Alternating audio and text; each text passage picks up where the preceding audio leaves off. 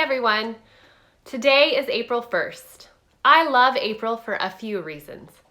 Almost everyone in my family has a birthday in April, and it's also when we usually look forward to Easter. Who loves Easter? Tell your moms and dads what you love about Easter. I love all those things too. Easter is one of my favorite holidays. So for the next 12 days, we are going to talk about all things Easter. And I don't mean bunnies, chocolate, and Easter baskets. Those things are fun for sure. But I'm talking about the true story of the death and resurrection of Jesus. If you are a believer in Jesus, this is the biggest and best day in the history of the whole world. Jesus rose from the dead. A lot of times when we're at church on Easter, we will say, "He is risen," talking about Jesus. So if I ever say, "He is risen," do you know what you guys are supposed to say? "He is risen indeed." Let's practice that. He is risen. Good job. One more time. He is risen. You guys got this down. Okay, moms and dads, and all you grown-ups out there, I want to talk to you for just a minute. I know you are feeling cooped up right now, probably mentally exhausted and maybe a little melancholy. Me too. But now is the time to choose presence and joy and intention every morning.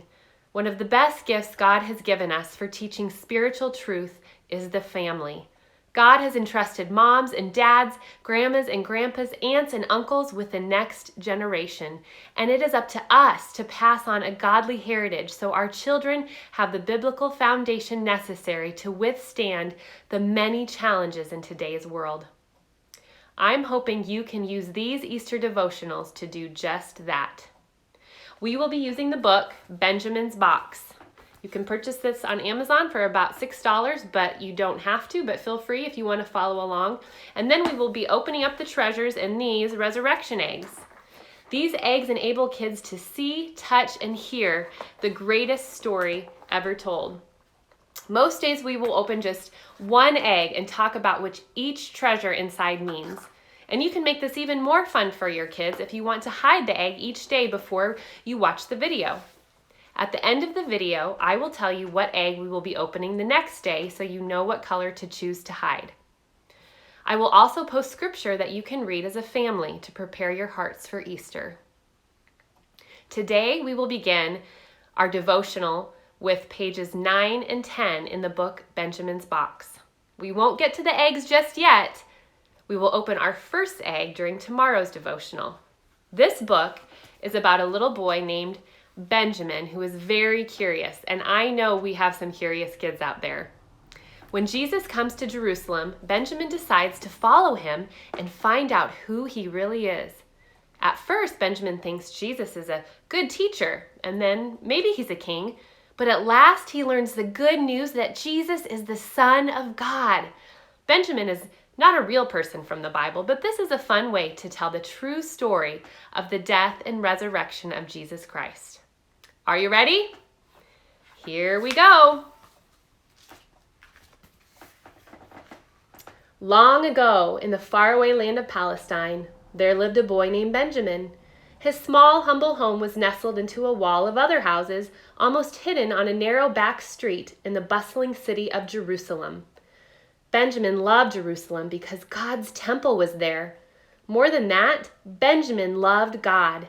His grandfather had taught him many things about God when he was just a tiny boy. Benjamin talked to God a lot. He whispered prayers each night at sunset, and in the morning he always gave thanks for the new day. Benjamin's parents worked hard weaving and selling cloth, but their family was still quite poor. So Benjamin helped out by taking odd jobs around the city. Everyone in Jerusalem seemed to know Benjamin. They could always count on him to be an honest and hard worker.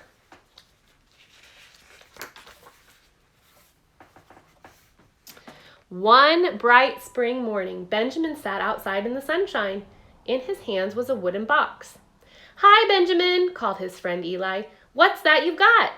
"It's my treasure box," said Benjamin. "My grandfather gave it to me before he died last year. He said it was very, very special. Eli opened it and looked in. There's nothing in it except for some old straw. How can this be a treasure box? Benjamin shrugged. I don't have any real treasures yet, but my grandfather said this straw came from the bed of a baby who was born in a stable. My grandfather was a shepherd then, and he said the baby would grow up to be a king. Why would a king be born in a stable with cows and donkeys? Eli laughed and closed the box. I heard some sort of king is coming today, and his name is Jesus. Want to come to the city gate with me and watch for him? Sure, my grandfather took me to hear a man called Jesus once. I like to listen to him. We're going to stop there for today. I can't wait to see what happens next. And tomorrow, parents, we will be opening up the bright blue egg. It's the bright blue one. There's a couple different shades of blue, so look for the bright blue one.